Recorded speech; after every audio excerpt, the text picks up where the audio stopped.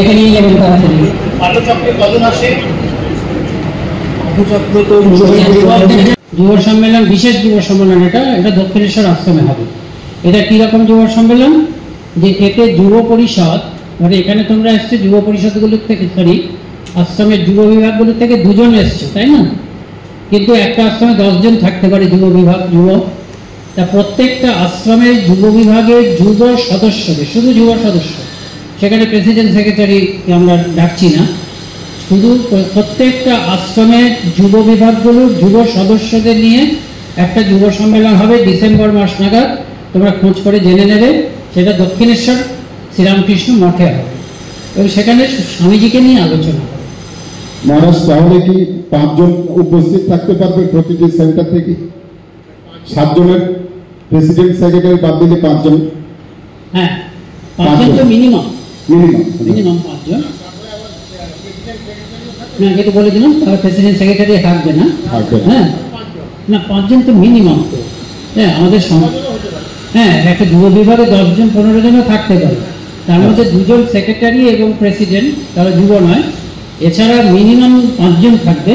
Minimum শুনতে হবে না, উনি তোমাদের মন কেড়ে নেবেন। এরা সবাই তাই। স্বামী শাস্ত্রানন্দকে তোমরা চেনো তো? হ্যাঁ, তিনি শাস্ত্রানন্দ, তিনি নরেন্দ্রপুর রামকৃষ্ণ মিশনের সেক্রেটারি। তিনি শিক্ষা জগতে আছেন, মানে দীর্ঘদিন তিনি ওই বেলুর বিদ্যা মন্দিরের প্রিন্সিপাল ছিলেন, তারপর নরেন্দ্রপুরেরও প্রিন্সিপাল ছিলেন। আমাদের ট্রেনিং সেন্টারে যে ব্রহ্মচারী প্রশিক্ষণ শিবির আছে সেখানকার আচার্য ছিলেন। এখন নরেন্দ্রপুরের সেক্রেটারি হয়েছেন পণ্ডিত এবং সুপরিচালক এবং বক্তা তো বটেই। বক্তা তোমরা ইউটিউবে তাদের বক্তা পাও, এই বক্তৃতা পাও খুব বেশি, এবং অত্যন্ত এবং মানে ইদানিংকালে জনপ্রিয় থেকে জনপ্রিয়তর হচ্ছে, আরো জনপ্রিয় হবেন এটা আমরা আশা করছি। এবার সময় নেব না, শাস্ত্রানন্দ বলে। ওম নমো ভগবতে রামকৃষ্ণ। মঞ্চে উপস্থিত আছে পূজ্যপাদ শ্রীমৎ স্বামী বলভদ্রানন্দজি মহারাজ, পূজ্যপাদ শ্রীমৎ স্বামী দুর্গাত্মানন্দজি মহারাজ, পূজ্যপাদ শ্রীমৎ স্বামী অঘরাত্মানন্দজি মহারাজ, পূজ্যপাদ শ্রীমৎ স্বামী সুখদেবানন্দজি মহারাজ। এই চরণে ভূমিষ্ঠ প্রণাম নিবেদন করি। শ্রদ্ধা ভাজন শ্রীমৎ স্বামী দুর্গানাথানন্দজি মহারাজ ও ঈশ্বরব্রতানন্দজি মহারাজকে এবং অন্যান্য সমস্ত অন্যান্য সন্ন্যাসী মহারাজদের আমার শ্রদ্ধা নমস্কার শুভেচ্ছা জানাই। অমিত মহারাজ রয়েছেন, তাকেও আমার শ্রদ্ধা নমস্কার জানাই। প্রশান্ত বাবু সহ বিভিন্ন আশ্রম থেকে আগত আপনারা যারা সেক্রেটারিরা রয়েছেন বা প্রেসিডেন্ট ভাইস প্রেসিডেন্টরা, আপনাদেরকেও আমার আন্তরিক শ্রদ্ধা নমস্কার কৃতজ্ঞতা। যারা যুব পরিষদ, এই উত্তর 24 পরগনা 1 যুব পরিষদে প্রত্যেকটি অন্তর্গত প্রত্যেকটি যুব বিভাগ, আশ্রমের যে যুব বিভাগ সেখান থেকে যে সদস্যরা এসেছেন, আপনাদেরকেও আমার আন্তরিক শ্রদ্ধা নমস্কার প্রীতি শুভেচ্ছা। এতক্ষণ ধরে মহারাজরা বললেন, সবাই আপনারা শুনেছেন, এবং তাতে নিঃসন্দেহে যুব পরিষদ কি, যুব বিভাগ কি, ভাবপ্রচার পরিষদ কি, এইগুলো নিয়ে একটা মোটামুটি ধারণা হয়েছে। আজকে কিছু কাগজ দেওয়া হয়েছে, এই কাগজগুলো কিন্তু পড়তে হবে, ওটা কিন্তু ঘরে রেখে দিলে চলবে না। রবীন্দ্রনাথের একটা খুব সুন্দর লাইন আছে, সোনার জলে দাগ করে না, খোলে না কেউ পাতা, অস্বাদিত মধু যেন জুথি অনাথ ঘাটা। হ্যাঁ, সেরকম যেন না হয় যে আলমারিতে রয়ে গেল খুব সুন্দর, আবার 1 বছর পরে বের করে নিয়ে দেখে, সেটা যেন না হয়। একটু অনুগ্রহ করে, বিশেষত যারা যুব সদস্যরা এসেছেন তারা একটু অনুগ্রহ করে দেখবেন। আমার মনে হয় তাহলে পুরো জিনিসটা আত্মস্থ হতে একটুও সময় লাগবে না। আমি 2-1টি শুধু ছোট্ট নিবেদন সবার কাছে রাখবো। প্রথম, আমরা সবাই নিশ্চয়ই বুঝতে পারছি আশ্রমগুলোর যুব বিভাগ, প্রাইভেট আশ্রমগুলোর যুব বিভাগ, সেটি হচ্ছে সবচেয়ে গুরুত্বপূর্ণ বিভাগ।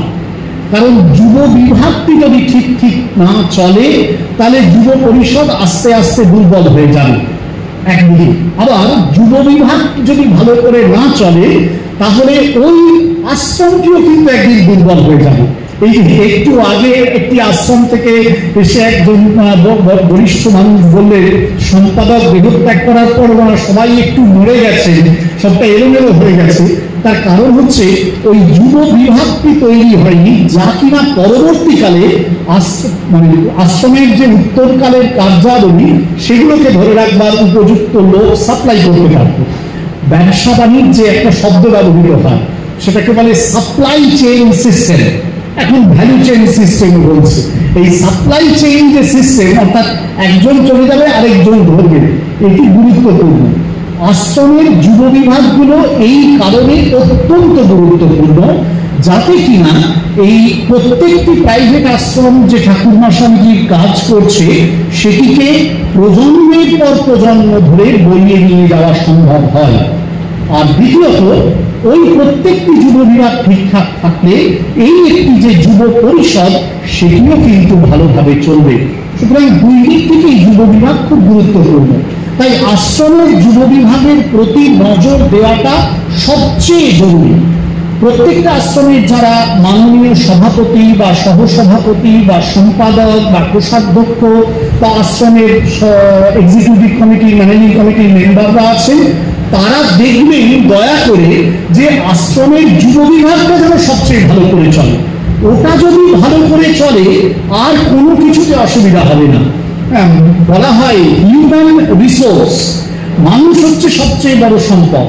অন্য সম্পদগুলো তৈরি হয়ে যায় যদি মানুষ থাকে, আর মানুষ যদি না থাকে অন্য সম্পদ কিছু তার কোনোই ভ্যালু থাকে না। স্বামীজি বলেছিলেন ওই কারণেই মানুষ চাই আর সব কিছু হয়ে যাবে। সেই জন্য আপনাদের একটা বড় দায়িত্ব আশ্রমের যুব বিভাগ যেন ভালো চলে সেটিকে দেখা। এবার তাহলে প্রশ্ন হচ্ছে আশ্রমের যুব বিভাগ ভালো চলবে কি করে? এখানে তার গাইডলাইন গুলো দেওয়া হয়েছে। প্রথম হচ্ছে যুব পাঠচক্র।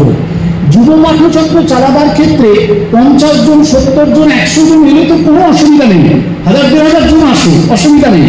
কিন্তু যদি দুজনও আসে আপনারা একটুও কিন্তু তাতে দুঃখিত হবেন না।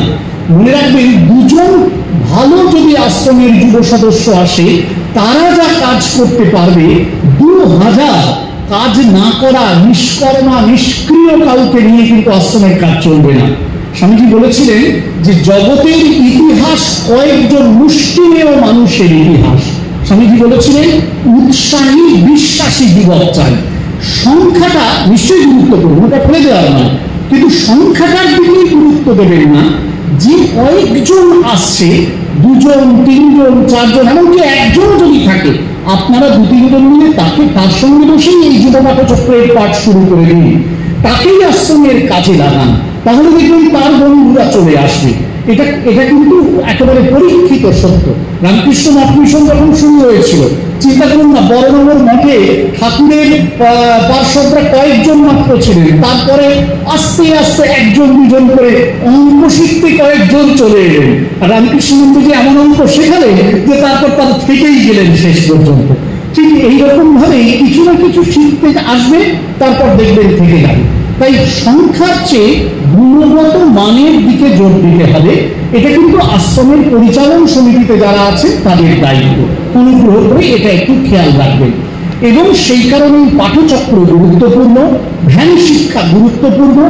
আশ্রমের কাজে যুক্ত করা, কাজে যুক্ত করবেন মানে কি, যেন সে মনে করে এই কাজে তারও চিরকাল একটি ভূমিকা আছে। ধরা যাক আপনারা একটা উৎসব করবেন, আপনাদের বার্ষিক উৎসব, তার কাছেও জানতে চাইবেন আচ্ছা এইটা করতে গেলে কোন দিক থেকে সার্ভিস রেকর্ডটা ভালো হয় বলতো, আচ্ছা কোনখানে কাউন্টারটা রাখলে ভালো হয়, সেও কিছু একটা সাজেশন দিই।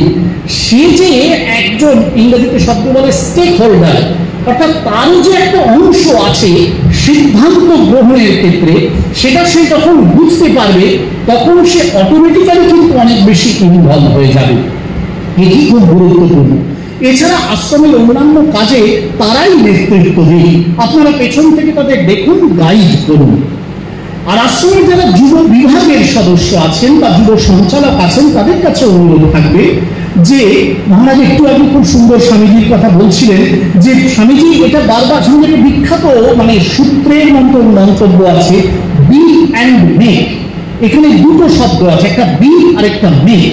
এই বিটা হচ্ছে আমি নিজে হব, তিনি নিজে হয়ে গেলে চলবে না, আমাকে কিন্তু আরো কয়েকজনকে ডাকতে হবে। এই ডাকাটা খুব গুরুত্বপূর্ণ। Pass on the cup of inspiration, অনুপ্রেরণার যে পানপাত্র তুমি যে পেয়েছো সেটা অন্যকেও তোমাকে দিতে হবে।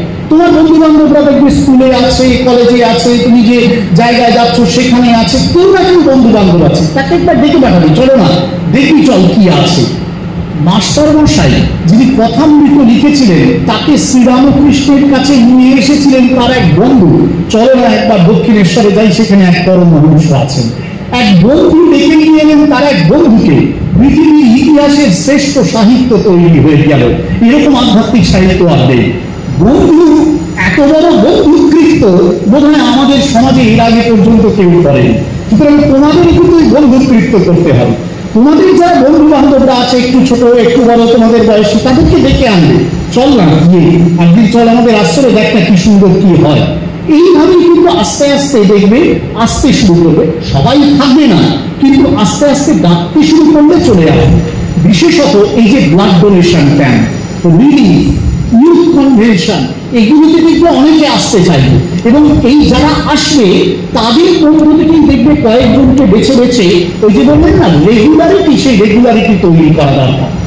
এ প্রসঙ্গে আমি দুটো তিনটে একটু জিনিসের দিকে দৃষ্টি আকর্ষণ করি।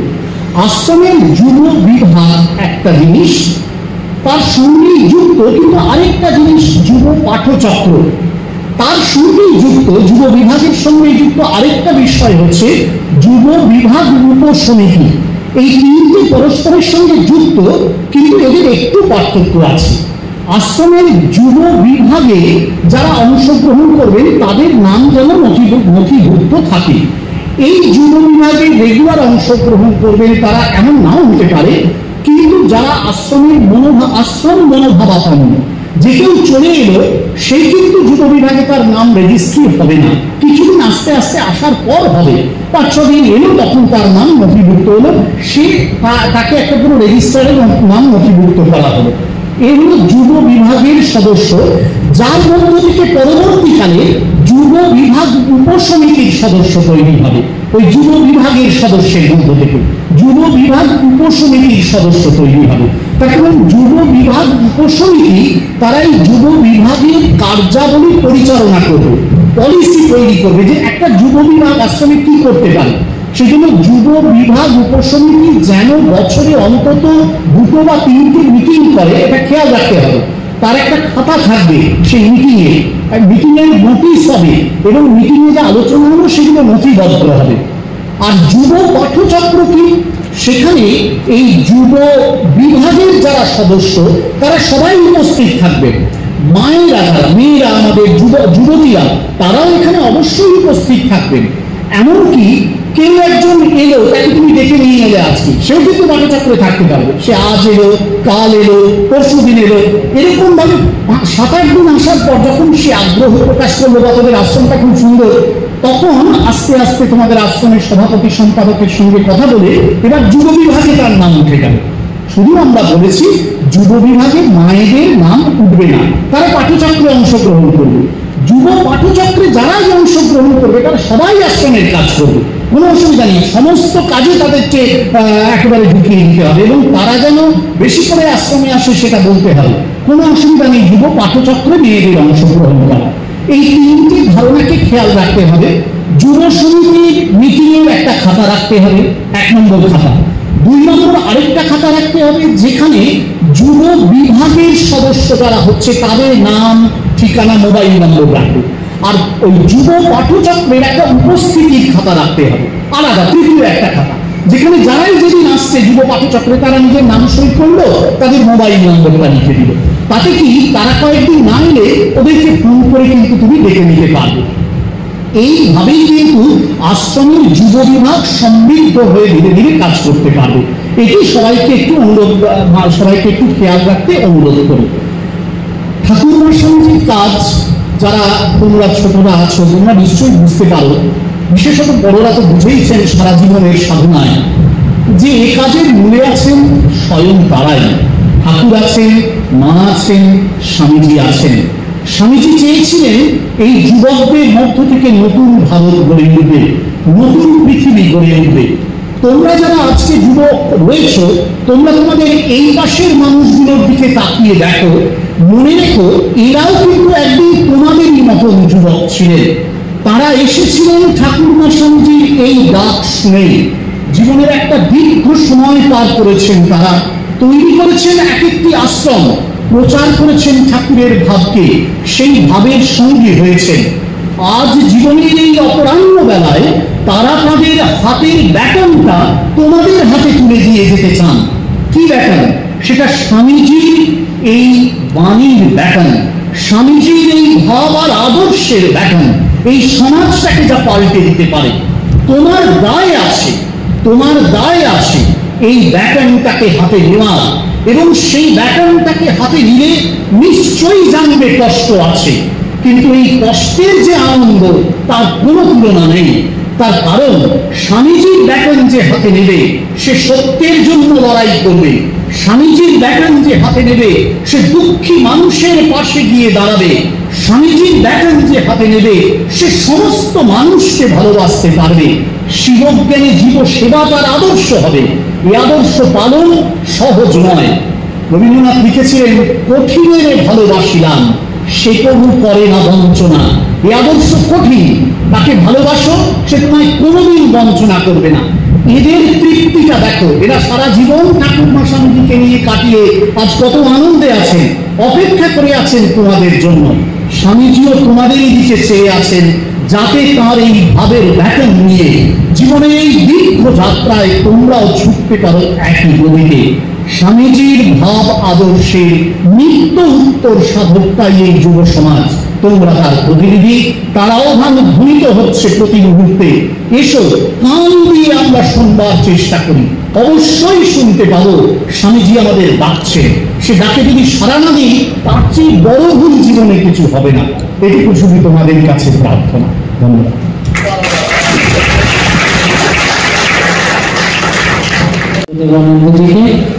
শাস্ত্রানন্দ এবং সুতদেবানন্দ দুজনেই দুজনের কেন্দ্রীয় কমিটি জয়েন কনভেনর। আর সুতদেবানন্দ শিক্ষা জগতের মানুষ, তিনি চেন্নাই কলেজের প্রিন্সিপাল ছিলেন, তার আগে মহড়া কলেজের প্রিন্সিপাল ছিলেন দীর্ঘদিন। পূর্বাশ্রমে তিনি কৃষি বিজ্ঞানী, আর বেশি ভালো যাবে না। আর এখন তো ওই সারদাপীঠ জিলবার্ট এডুকেশনাল কমপ্লেক্স আছে, তার তিনি সেক্রেটারি। তাকে বলতে বলছি সুখদেবানন্দজি। জননী শারদাম দেবী রামকৃষ্ণ জগদ্গুরু পাদপদ্মে তয়ো শ্রুত্বা প্রণমামি মুহুর্মুহুঃ। সকলকে, যারা মঞ্চে উপবিষ্ট বড়রা আছেন, ভাতৃপতি মহারাজরা আছেন, সকলকে যথাযোগ্য সম্ভাষণ জানিয়ে, সময়টা তো নেই, ঘড়িটা আমাদের দিকে তাকিয়ে আছে, প্রায় 4টে বাজতে যাচ্ছে, তো তার জন্যই বেশি সময় নেব না। কারণ হচ্ছে আমার তো মনে হয় না আর কিছু বলার বাকি আছে বলে, কেন অনেকটা আমরা শুনেছি। তথাপি আমি বিশেষ করে তোমাদের দৃষ্টি আকর্ষণ করব যে এই যুব বিভাগ নিয়ে। কারণ হচ্ছে এই যুব বিভাগ যদি না থাকে তাহলে কিন্তু আশ্রমের কোনো ভবিষ্যৎই থাকে না। তো তার জন্যই বলছি যে এই যুব বিভাগ, কিন্তু এই যুব বিভাগ যে দায়িত্ব তোমরা যে পালন করতে যাবে, তোমাদেরকে স্বামীজির অনেক কথাগুলো আর মায়ের কথাটাও তোমাদেরকে মনে করিয়ে দিও। বিশেষ করে যখন দায়িত্ব পালন করতে যাবে তোমরা, মা বলছেন তোমার মধ্যে হয়তো অনেক কিছু ভালো ভালো জিনিস আছে, তুমি হয়তো অনেক কিছু ভালো বুঝো, তথাপি কিন্তু সবসময় একটু নুয়ে থাকবে। বিকজ অর্গানাইজেশনে সবসময় এটা মনে রাখা দরকার সকলকে নিয়ে চলতে হয়। এটা ঠাকুর বিশেষ করে চেয়েছিলেন, মা চেয়েছিলেন। কারণ হচ্ছে ব্যক্তিগতভাবে হয়তো I may excel in many things, অনেক জিনিস হয়তো আমি জানি, বেশি বুঝি, কিন্তু ওটা যদি বহুজন হিতায় বহুজন সুখায় যদি কাজে না লাগাতে পারি, তখন হবে ততক্ষিম, মানে কোন কাজে লাগলো সেটা। তো তার জন্যই এই বিশেষ করে একবিংশতি শতাব্দীতে যে মানে স্বামীজি এসে আমাদেরকে যেটা দরকার ছিল সব বলে গিয়েছেন। আর আমাদের তুরিয়ানন্দ মহারাজ বলতেন, বলছে তোমরা দাগা ভুলিয়ে যাও। এন্ড স্বামীজি একটা খুব ইম্পর্টেন্ট কথা বলতেন, only he who knows how to obey, he only can command. কারণ হচ্ছে প্রথমে আমি কথাই শুনছি, আমি বড়দের প্রতি যে শ্রদ্ধা জ্ঞাপনই করছি, আর সবসময় আমি কমান্ড করতে চাই, এটা কি সম্ভব? এটা স্বামীজির কথার পরিপন্থী হবে। কিন্তু দ্যাট ইজ ভাই, first you obey, then a time will come, তখন কমান্ড করবে, সময় আসবে। ভগবান সকলকে সুযোগ দেন, ছটফট করার কিছু নেই। স্বামীজি আলোসিঙ্গা পুরমণিকে যখন চিঠিতে লিখছেন, বলছে ক্ষমতার জন্য ছটফট করো না, তুমি কাজ করে যাও।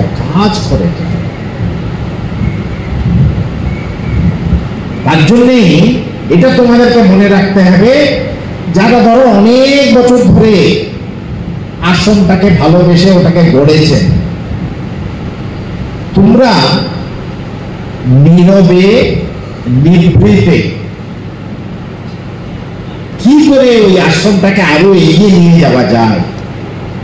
দেখো শ্রী শ্রী মায়ের জীবনে না 5টা নিয়ে আসে, আমি মনে করি নীরবে নিভৃতে নিশিতে নিরন্তর নিরলস ভাবে। মায়ের এই জীবন থেকে যদি একটা দুটোও নিয়ে নিই কেন নিয়ে হচ্ছে মিউজিকে কিন্তু একবারে উঁচু স্বর, সব থেকে হাইয়েস্ট। এটা যে প্র্যাকটিস করেছে যে নিতে থাকা, সে কিন্তু সব অবস্থায়, জীবনের সব অবস্থায় নিজেকে মানিয়ে নেবে।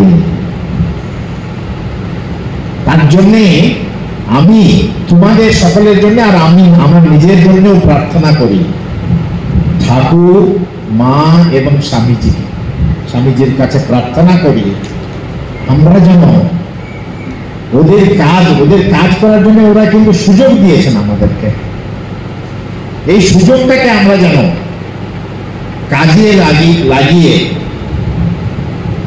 ওদের হাতের যোগ্য যন্ত্র হতে পারি, এই প্রার্থনা করে আমার বক্তব্য শেষ করছি। ওম শ্রী রামকৃষ্ণার্পণমস্তু। বারাসাত আশ্রমের অধ্যক্ষ স্বামী অভয়ানন্দজি মহারাজ, তারক মহারাজ আমাদের অনুরোধে এসে উপস্থিত হয়েছেন। তাকে এখন এই আশ্রমের যুব পরিষদের পক্ষ থেকে বরণ করে নেবেন দুর্গানন্দজি মহারাজ।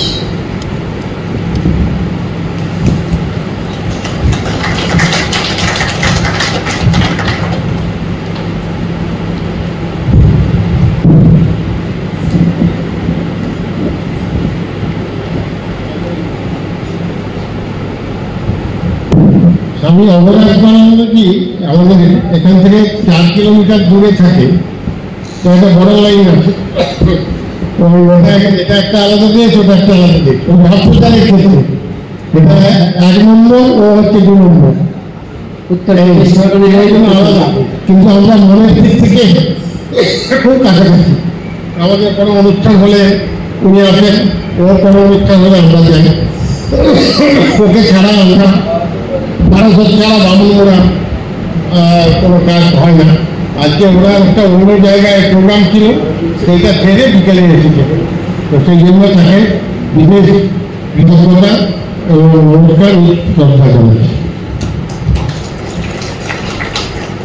এবার আপনাদের সামনে প্রাসঙ্গিক মন্তব্য করবেন আশ্রমের সেখানকার অধ্যক্ষ স্বামী কৃষ্ণ প্রধানন্দজি।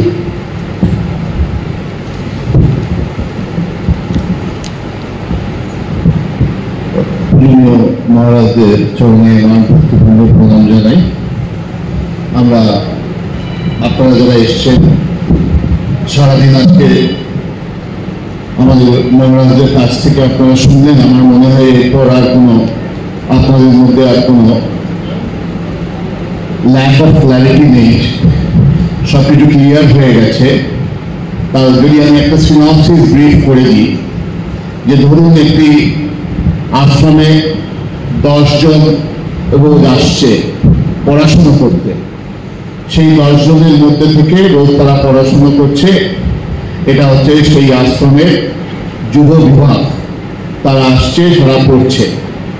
এর মধ্যে থেকে যারা রেগুলার হলো, সেরকম তারা নিজেদের একটু নাম রেজিস্টার করে দিল, এরা হলো যুব বিভাগের যারা হচ্ছে মেম্বার হলো। কিন্তু পাঠচক্রে এনি নাম্বার আসতে পারে, তার মধ্যে থেকেই একজনকে আমরা যুব সঞ্চালক করলাম, এবং এই যুব সঞ্চালক এবং আরো 4 জন রেগুলার মেম্বার এবং আশ্রমের পরিচালন কমিটির যে 2 জন, তারা মিলে যে উপসমিতি এটি হলো। এটি আমাদের শাস্ত্রজ্ঞানন্দজি মহারাজ, বলভদ্রানন্দজি মহারাজ বারবার বলেছেন, কারণ এই স্ট্রাকচারটা বোঝাটা খুব ইম্পর্টেন্ট। আর শেষ বেলায় আরেকটা জিনিস আমাদের মনে রাখতে হবে, যে এই যে আমাদের যে অ্যাক্টিভিটি আর আমাদের যা কাজ, তার ভিত্তিভূমি হচ্ছে আমরা স্পিরিচুয়াল অর্গানাইজেশন। এখানে একটাই আমাদের মনে রাখতে হবে, এখানে নিজে এগিয়ে যাওয়ার কিছু অপরকে এগিয়ে দেওয়ার স্পিরিটটাই যেন বেশি থাকে। যে আমি কত এগিয়ে গেলাম আর পেছনে দেখলাম আমি কতটা এগিয়ে গেছি, রাদার দেন আমি কতজনকে এগিয়ে দিতে পেরেছি, এটাতেই হচ্ছে একটা অর্থেই সব স্পিরিচুয়াল অর্গানাইজেশনের সাকসেস নির্ভর করে। সরদার হতো সিরদার। তো আমি আবার ঠাকুরমা স্বামীজির চরণে প্রণাম জানাই, প্রার্থনা জানাই যে এই যে আমাদের পথ চলা শুরু হয়েছে, সবাই মিলে এই পথ যেন তারা আমাদের অর্ঘ তারা গ্রহণ করে এবং এই কাজ যেন আরো এগিয়ে যায়। এই বলে আমি আবার আপনাদের সবাইকে শুভেচ্ছা জানিয়ে, পূজনীয় মহারাজদের চরণে প্রণাম জানিয়ে, আমার এই ব্রহ্মচারী ভাইকে আমার শ্রদ্ধা ভালোবাসা জানিয়ে, আর শ্রী শ্রী ঠাকুর মা স্বামীজি এবং রাজা মহারাজের চরণে আধুনিক প্রণাম জানিয়ে আমি আমার বক্তব্য শেষ করছি। ধন্যবাদ। পূর্বাত্মানন্দ মহারাজজিকে প্রণাম জানাচ্ছি। অন্যান্য সন্ন্যাসী মহারাজা যারা আছেন প্রীতি নমস্কার জানাচ্ছি, আপনাদেরও জানাচ্ছি। সারাদিন ধরে যে আলোচনাগুলো হয়েছে তাতে বারবার করে একটা জিনিসকে জোর দেওয়া হয়েছে যে যুব বিভাগ হচ্ছে মূল বস্তু, এবং এই যুব বিভাগকে একেবারে সক্রিয় এবং প্রাণ চঞ্চল রাখার জন্য 3টি মূল বস্তুর কথা আমরা এই অনুষ্ঠান সূচিতেই এক জায়গায় বলেছি। সেটি আমি শুধু একবার উল্লেখ করতে চাই। সেটা দেখতে হবে সবাইকে যে নিয়মিত স্বামীজি সম্পর্কীয় পাঠচক্র হচ্ছে কিনা, পাঠ চর্চা চলছে কিনা, স্বামীজি সংক্রান্ত পাঠ, এটা হচ্ছে 1 নম্বর। 2 নম্বর হচ্ছে ধ্যান এবং মনসংযম। ওই পাঠচক্রেরই অঙ্গ হিসাবে নিয়মিত ধ্যান, বা প্রতিদিন ধ্যান। পাঠচক্রে তো ধ্যান করবো, বাড়িতে গিয়েও আমরা ধ্যান করবো, এইটা। আর হচ্ছে সেবা কাজ হচ্ছে কিনা, যুব বিভাগে যারা আছেন তারা সেবা কাজে রত আছেন কিনা, সেবাটাই হচ্ছে প্রাণ শক্তি। এই 3টে যুব বিভাগ হচ্ছে আশ্রমের প্রাণ শক্তি, এবং যুব বিভাগের প্রাণ শক্তি হচ্ছে এই 3টে: স্বামী সংক্রান্ত পাঠ, ধ্যান এবং সেবা। এই কয়েকটা কথা বলে আমি শেষ করছি। নমস্কার।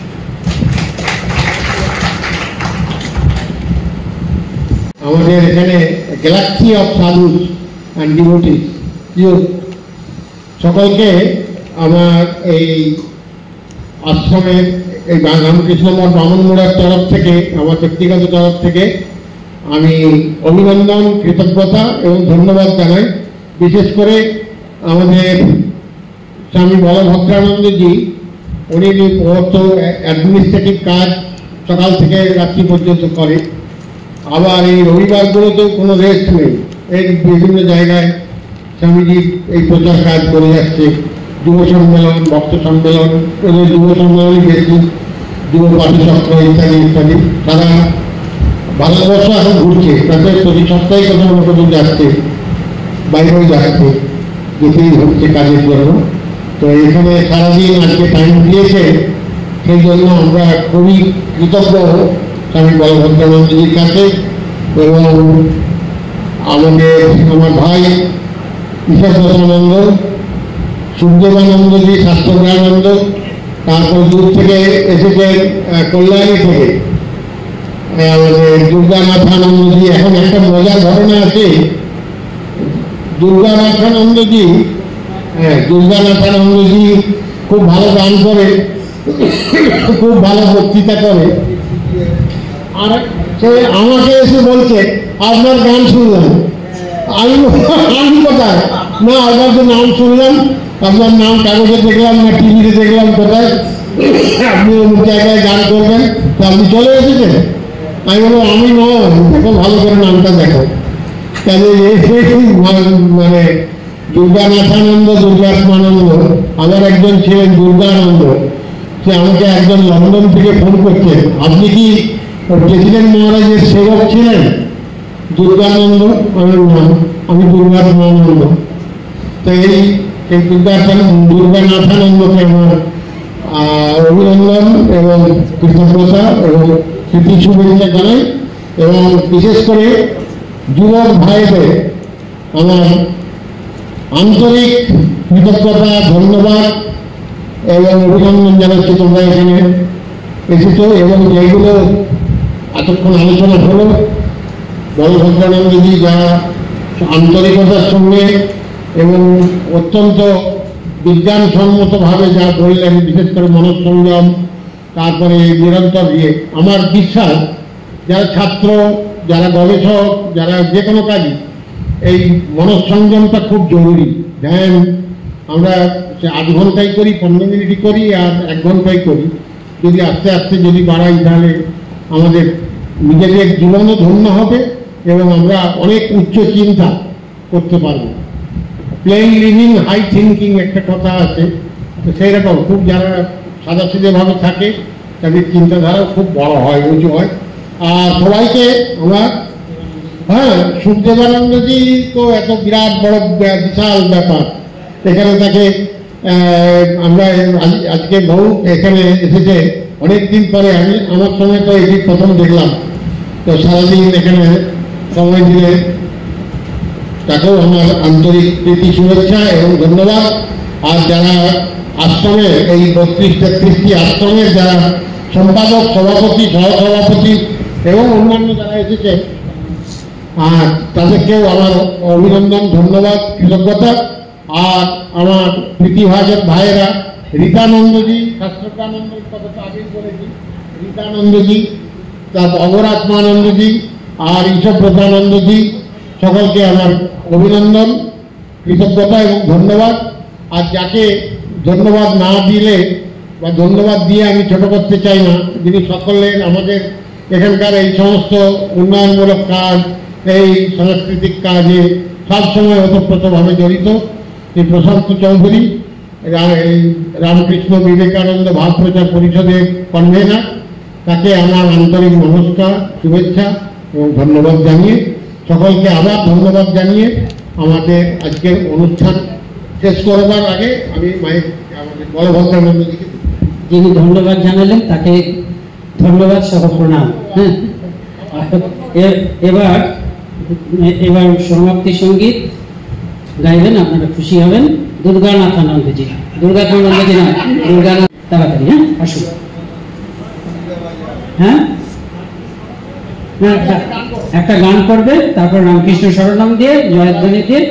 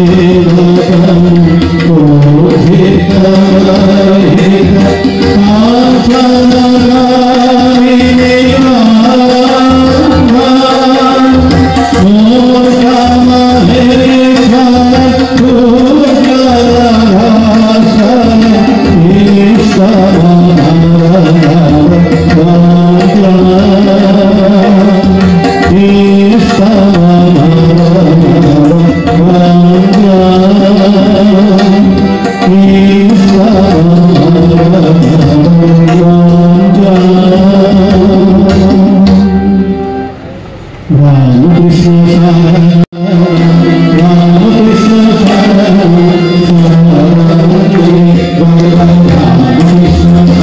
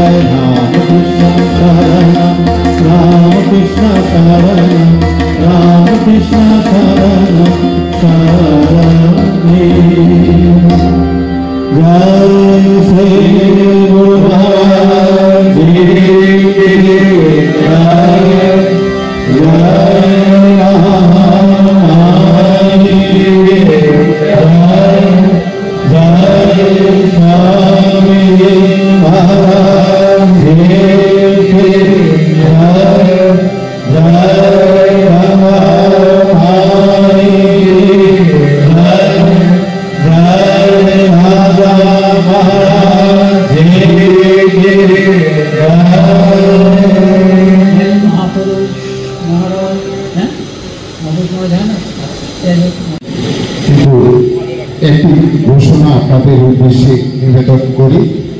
পূজনীয় মহারাজ বৃন্দ এখন আপনাদের সামনে দিয়ে যাবেন।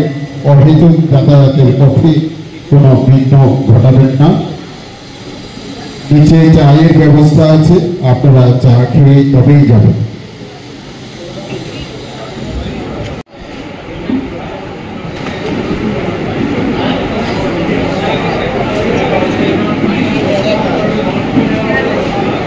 চলুন, আজকের মতন প্রথম বার্ষিক সম্মেলন রামকৃষ্ণ মঠ বামুনমুড়ায় শেষ হলো। সমস্ত মহারাজরা আস্তে আস্তে বেরিয়ে যাচ্ছেন।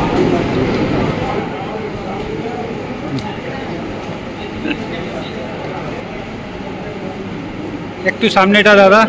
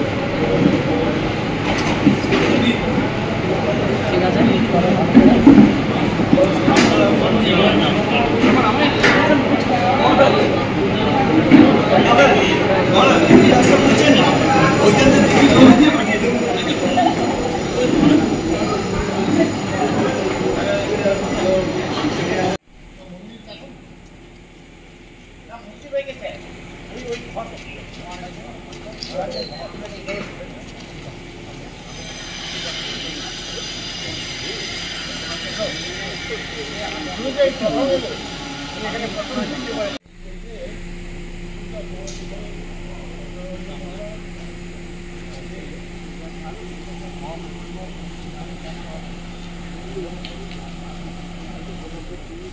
সব মহারাজরা চলে যাচ্ছে, গাড়ি নিয়ে এসে গেছে, গাড়ি নিয়ে সব মহারাজরা বেরিয়ে যাচ্ছে। চলুন।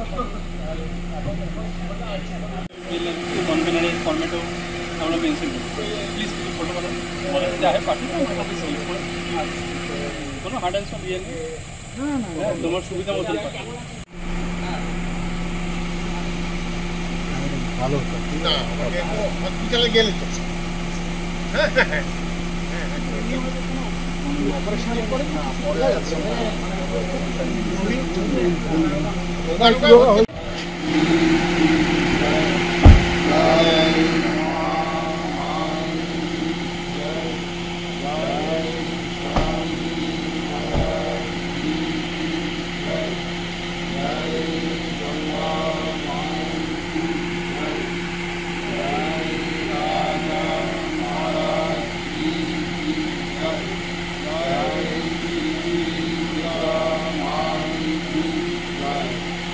চলুন।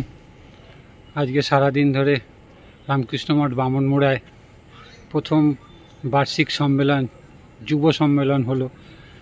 তার যে সব কিছু দেখলাম, তার জিস্ট হলো যে যুবরা যদি এগিয়ে না আসে তাহলে চলবে না। যুবদের তৈরি করতে হবে বিভিন্ন ক্ষেত্র থেকে, সবাইকে এনে এই ঠাকুরমা স্বামীজির ভাবধারায় ঢোকাতে হবে এবং যুবরা প্রচার করবে চারিদিকে।